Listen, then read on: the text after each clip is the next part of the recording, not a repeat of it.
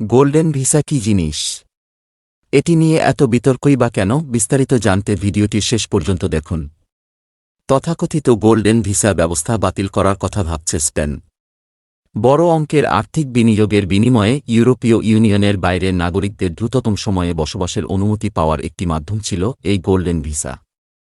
বেশ কিছু দেশ এই ব্যবস্থা থেকে বেরিয়ে যাচ্ছে, যাতে এবার যোগ দিল স্পেনও। নিছক ব্যবসায়িক দিক থেকে চিন্তা না করে আবাসনের অধিকার নিশ্চিত করার লক্ষ্যে এই পদক্ষেপ নেওয়া হয়েছে বলে উল্লেখ করে দেশটির প্রধানমন্ত্রী পেদ্রো সানচেজ বলেন, আবাসন খাত প্রচণ্ড চাপের মধ্যে আছে। আর যারা এদেশে থাকেন ও কাজ করেন তাদের জন্য সাশ্রয়ী মূল্যের আবাসন খুঁজে পাওয়া অসম্ভব হয়ে উঠছে। অনেক বিনিয়োগকারী এই স্কিম বা ব্যবস্থাকে অন্য কোনো জায়গায় নতুন জীবন শুরু করার কিংবা নিজ দেশের রাজনৈতিক, সামাজিক বা অর্থনৈতিক ঝুঁকি থেকে বাঁচার সুযোগ হিসেবে দেখেন। কিন্তু অপরাধীরা নিজেদের স্বার্থে এই ব্যবস্থার অপব্যবহার করলে আবাসন খাতের দাম বেড়ে তা স্থানীয়দের সামর্থ্যের বাইরে চলে যেতে পারে বলে সতর্ক করেছেন দুর্নীতিবিরোধী প্রচারক ও রাজনীতিবিদরা। গোল্ডেন ভিসা বা গোল্ডেন পাসপোর্ট কি?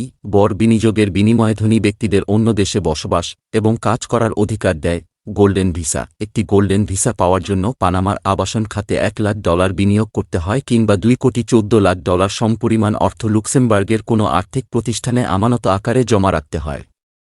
আর তারপরেই পাওয়া যায় গোল্ডেন পাসপোর্ট, যার মাধ্যমে ধনী ব্যক্তিরা একটি দেশে আবেদন করে সেখানে কাজ করার এবং ভোট দেওয়ার সুযোগ সহ নাগরিক হিসেবে সব ধরনের অধিকার ও স্বাধীনতা লাভ করেন। জনপ্রিয় গন্তব্য কোনগুলো? প্রায় 60টি দেশ গোল্ডেন ভিসা দিচ্ছে বলে বিবিসিকে জানান লন্ডন স্কুল অফ ইকোনমিক্সের রাজনৈতিক সমাজবিজ্ঞানের সহযোগী অধ্যাপক এবং the golden passport global mobility for millionaire বইয়ের লেখক ড. ক্রিস্টিন সুরাত। প্রায় 20টি দেশ বিনিয়োগের মাধ্যমে আইনি বিধানসহ নাগরিকত্ব দেয়, আর এর মধ্যে অর্ধেক দেশে প্রতি বছর 100টিরও বেশি আবেদন পায়, জানান তিনি। নাগরিকত্বের সবচেয়ে বড় বিক্রেতা তুরস্ক, বলেন সুরাক। তার গবেষণার তথ্যমতে গোল্ডেন পাসপোর্ট স্কিমে বিশ্বব্যাপী বার্ষিক নাগরিকত্ব বিক্রির প্রায় অর্ধেকই তুরস্কের। তিনি বলেন, বিনিয়োগ কর্মসূচির মাধ্যমে সবচেয়ে বেশি বসবাসের সুযোগ দেয়া হয় বৈশ্বিক দক্ষিণে, গ্লোবাল সাউথ, বিশেষ করে মালয়েশিয়া এবং সংযুক্ত আরব আমিরাতের মতো জনপ্রিয় গন্তব্যগুলোতে। গোল্ডেন পাসপোর্টের প্রধান ইস্যুকারীদের মধ্যে আরও রয়েছে Saint Kitts, Dominica, Vanuatu, Grenada, Antigua এবং মাল্টা। ইউরোপীয় ইউনিয়ন ইইউ গোল্ডেন ভিসা প্রার্থীদের জন্য সবচেয়ে কাঙ্ক্ষিত গন্তব্যগুলোর একটি, কারণ ইউরোপীয় ইউনিয়নের কোনো একটি সদস্য দেশে বসবাস এবং কাজ করার অধিকার পেলে সেনগেনভুক্ত দেশগুলোতে ভিসা ছাড়াই ভ্রমণের অনুমতি পাওয়া যায়। উল্লেখ্য, সেনগেন দেশ বলতে 29টি ইউরোপীয় দেশকে বোঝায় যারা আনুষ্ঠানিকভাবে সীমান্ত নিয়ন্ত্রণ বাতিল করেছে।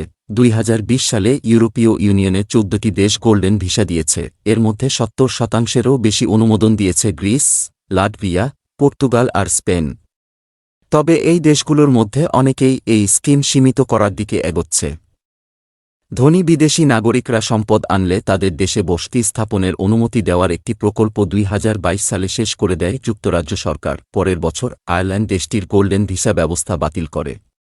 তবে পর্তুগাল বাতিল না করলেও এতে নিজস্ব কিছু পরিবর্তন আনে। সম্পত্তি ক্রয়ের বিনিময়ে বসবাসের অনুমতি না দিলেও তহবিল এবং গবেষণা কার্যক্রমের জন্য মূলধন স্থানান্তর ও বিনিয়োগের মাধ্যমে এই চর্চা চালিয়ে যাওয়ার ব্যবস্থা রাখে দেশটি। গোল্ডেন ভিসার এত চাহিদার কারণ কি? ভালো ব্যবসার সুযোগ, জীবনধারা, শিক্ষা বা স্বাস্থ্যসেবা খোঁজা ধনী ব্যক্তিদের মধ্যে গোল্ডেন ভিসা ও পাসপোর্ট বেশ জনপ্রিয়। আজকের বিশ্বের সমস্ত অনিশ্চয়তার আগে দ্বিতীয় আবাস বা পাসপোর্টের প্রয়োজনীয়তা কখনও এতটা জোরালো ছিল না। গত বছর বিবিসি তুর্কি বিভাগকে দেওয়া এক সাক্ষাৎকারে বলেন লা ভিদা গোল্ডেন ভিসাস নামে যুক্তরাজ্যভিত্তিক কোম্পানির বিপণন ব্যবস্থাপক লিজি এডওয়ার্ডস। বিনিয়োগকারীদের প্রণোদনা আলাদা হয়, তবে আবেদন করার সাধারণ কারণগুলোর মধ্যে রয়েছে নিরাপত্তা, ভিসামুক্ত ভ্রমণ এবং শিক্ষা ও ব্যবসার সম্ভাবনাসহ বৈশ্বিক সুযোগ বাড়ানো, জানান তিনি।